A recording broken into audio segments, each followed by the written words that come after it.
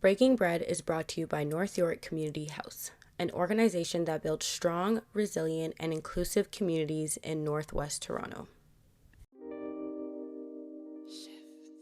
It's time for a shift.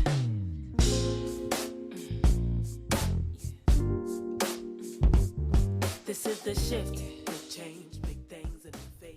Yeah. My name is Kaydeen Bankasingh, and I'll be your host for this episode of Breaking Bread, Stories of Black Communities in Transition. Our limited podcast series seeks to take a deeper dive into redevelopment and uncover the truth about this phenomenon in the city of Toronto. Throughout this journey, we'll be speaking to residents and industry experts to shed light on the experiences of those living through these major transitions, providing further insight into the real consequences of urban redevelopment. This is episode 9 of Breaking Bread, Stories of Black Communities in Transition. Tired of the self-hurt, so I put in that self-work.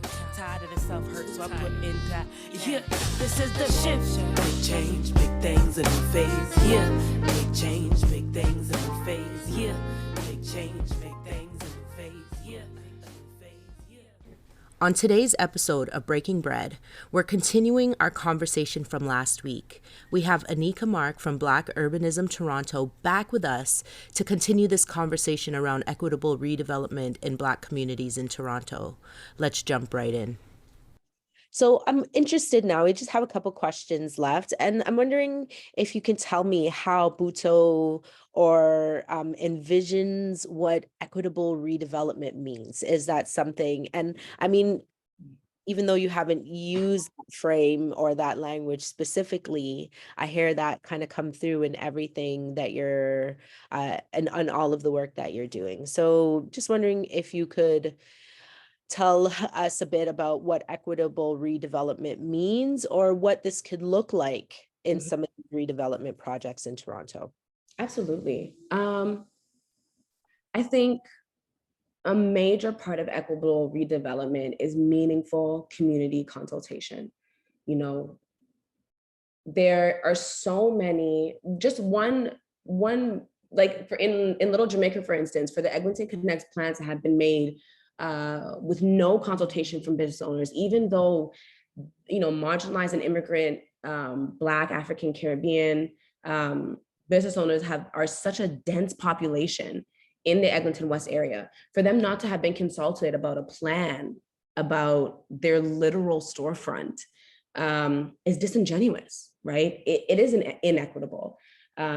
Because it doesn't allow for for everybody to be at the table. It doesn't allow for us to be included. And it just isn't inclusive urban planning to begin with, right? So meaningful community consultation, going out there, and whoever it is that you're contracting out, right? Because it's not that the city is just going around and doing this work themselves. They're contracting out third-party organizations and firms to do the research about what is existing in community now.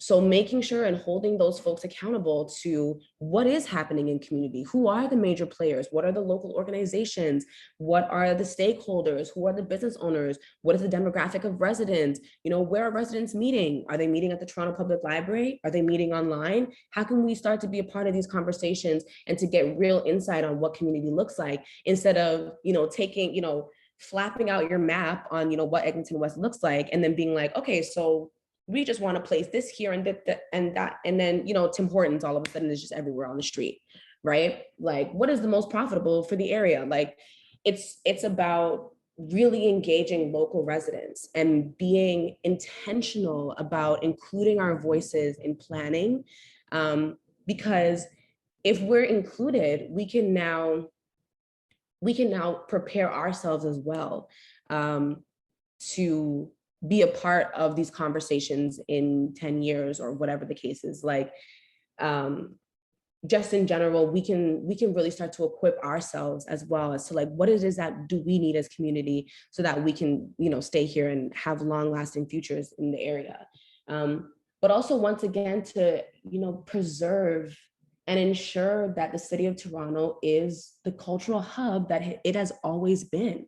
You know, we can't have our prime minister on a federal level being like, we're the most multicultural city in the world, and then our local cities like Toronto, you know, decimating places like Little Jamaica and Chinatown in the blink of an eye for condo redevelopment. Like those two things are completely contradictory.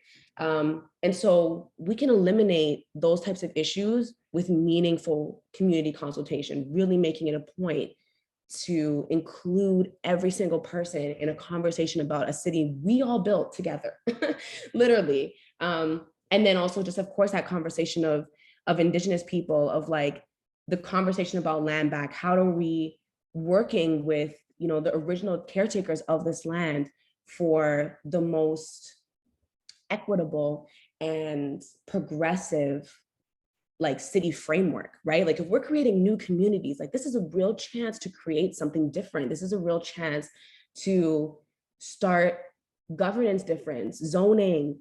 You know, we can include so much beautiful Indigenous knowledge into these conversations now. If we're, you know, since we're revitalization, this is what we're doing. we're changing the way that things look now. Let's do that in the most meaningful and authentic, progressive way possible. We have the chance to do that now, right? You know, creating an emphasis from our institutional actors on community benefits, like I was talking about. So if you, like, for instance, in Eglinton West, we have a very few number of youth hubs. You know, so when we talk about this conversation of crime and violence and gang violence, there's also absolutely no places for youth to congregate that is a safe space, right? We're talking about, you know, there's one library at Eglinton and Dufferin, Maria Shuka, which has amazing programming. I've been there a number of times, and, you know, the librarians there are doing incredible work at, you know, holding safe space for for youth, specifically our Black youth. But, you know, if we want to start doing things like preventing crime and, honing in on gang violence, we need to be able to provide our young people with safe spaces to express themselves artistically, creatively, academically, intellectually. Like there's literally nothing. There's like very few places in the area. Of course, we have Mia Center for the Arts as well. Shout out to them for doing incredible work. They're doing even a construction, you know, they're even revitalizing their space so that they can house more programming, that they can do more in the community. But we can't just be relying on these two major institutions, NIA and the Toronto Public Library. Like, you know, having our developers invest in things like youth hubs, community centers, cultural centers, art centers. These are going to be groundbreaking for residents, groundbreaking for young people in our city, and just really create stronger local economies as well. Like if we're empowering our young people, imagine the amazing things that they can do with their time. Imagine the amazing things they can invest in and create in the area. So much entrepreneurial spirit that we can be investing in as well. So emphasis on our institutional actors for community benefits, I think is really key.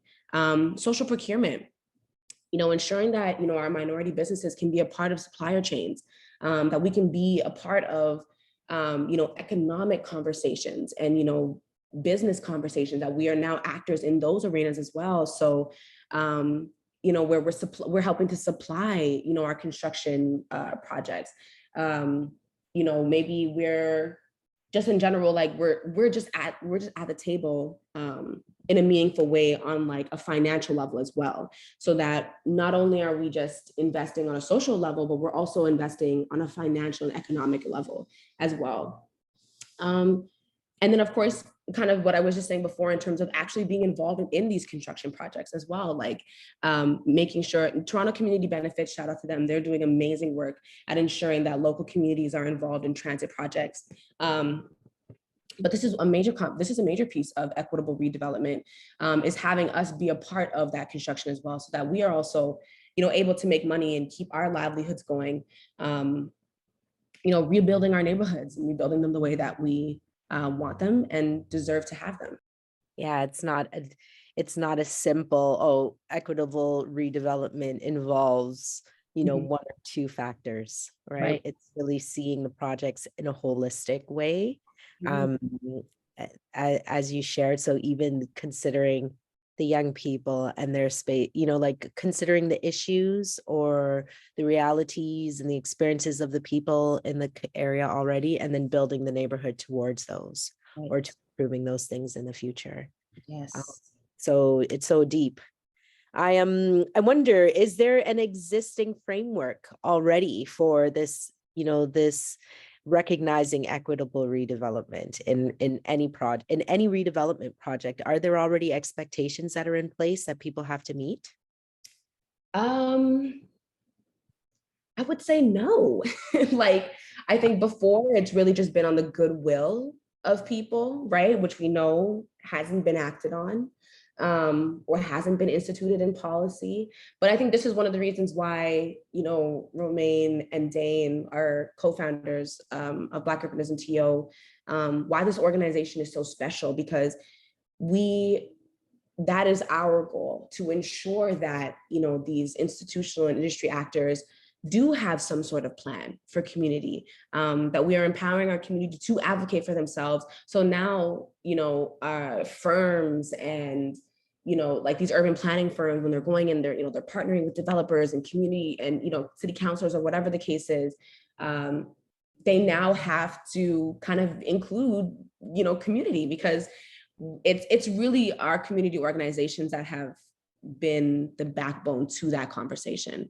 I'm at holding people accountable. So I don't know if there's anything, I wouldn't say that there's anything existing right now, but I think as this conversation, as we have these conversations, as our community is on the ground advocating for what they want to see, those conversations continue to reach higher levels every day. Like we just had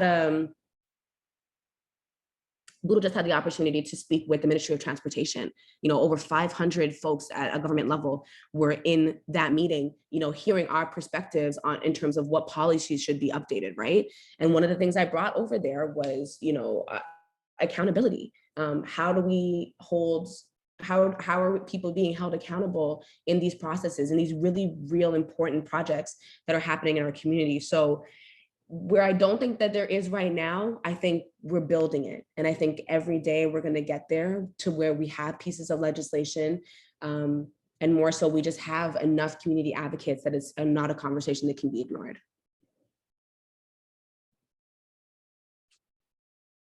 It's amazing. And I know you mentioned this as well in some of your comments, that we could have these massive projects, have 40-page reports developed that directly impact people, their livelihood and their lives, have these, processes for these long-term, multi-million dollar projects. And then there aren't, kind of like accountability tools and measures in place to say, no, in fact, these things need to be done to protect the people, and the individuals and their needs and interests as well. So it's kind of mind-blowing that those things are not developed. Mm-hmm.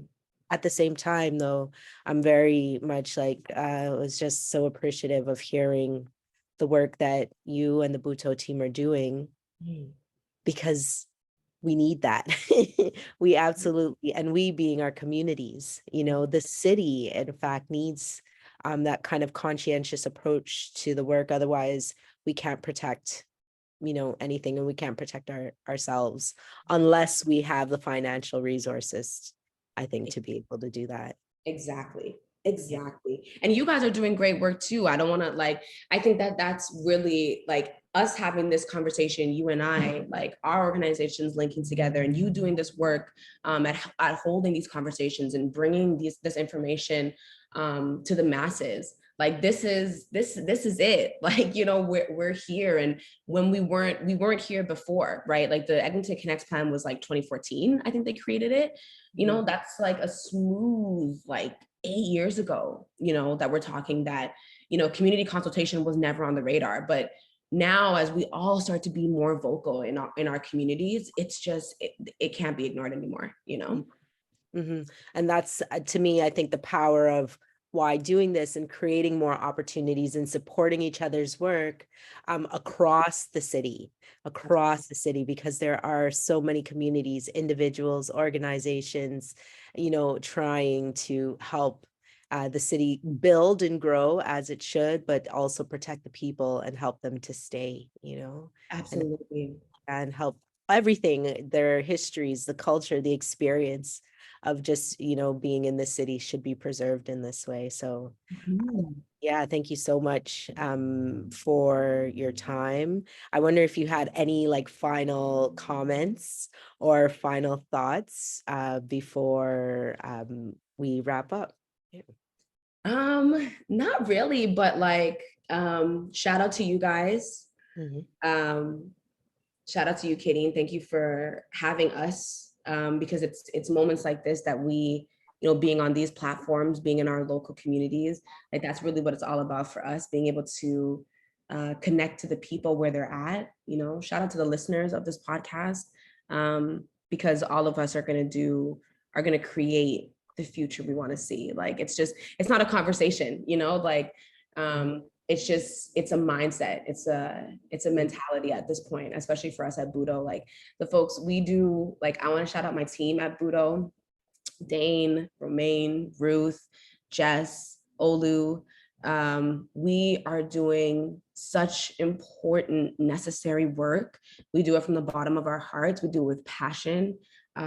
We do it because we come from these communities. One, we live in these communities. Two, and three, we know how important the legacies of our communities are for generations that come after us, and how important it is that we preserve it for the folks that came before us and did this incredible work. Like Little Jamaica is, a community of like, stemming from the 1980s, that the work that was being done then to create these cultural communities was not easy, to be an immigrant community that was completely shunned, but super necessary to, like, of course, hospitality work, domestic work, keeping, economies alive. To be able to create this legacy for us is real. And it means so much to us. So we do this work from the bottom of our hearts. And we're looking forward to a future where this isn't a conversation. It's just our communities and our culture matters, period. Like it's not something that we're advocating for anymore. It's something that is a real lived reality. So yeah. Fantastic. Thank you very much. This is the shift. Big change, big things in a phase. Yeah. Big change, big things in a phase. Yeah. Big change, big things in a phase. Yeah. A new phase. Yeah. This is the shift. Vibrations been raised. This podcast is brought to you by North York Community House. North York Community House builds strong, resilient, and inclusive communities in Northwest Toronto. We help children, youth, parents, and seniors become active, engaged citizens who lead positive change in their neighborhoods. Find us at nych.ca.